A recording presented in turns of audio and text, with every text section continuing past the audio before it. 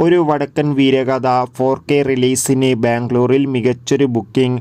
Hello, ഏവർക്കും പുതിയൊരു നമസ്കാരം. ഇന്ന് നോക്കാൻ പോകുന്നത് ഒരു വടക്കൻ വീരഗാഥ എന്ന ചിത്രത്തിൻ്റെ 4K റിലീസ് അപ്ഡേഷനാണ്.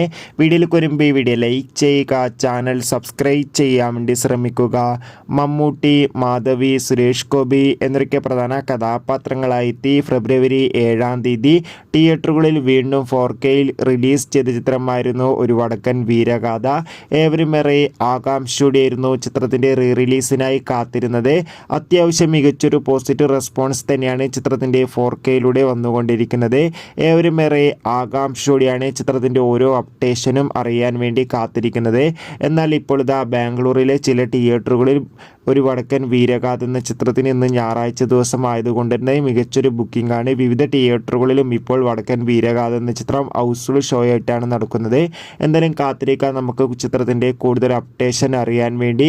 എത്ര പേരാണ് ഒരു വടക്കൻ വീരഗാഥ എന്ന ചിത്രത്തിൻ്റെ റിലീസിന് വേണ്ടി കാത്തിരുന്നു? തീർച്ചയായും കമൻറ്റ് ബോക്സിൽ രേഖപ്പെടുത്താൻ വേണ്ടി ശ്രമിക്കും.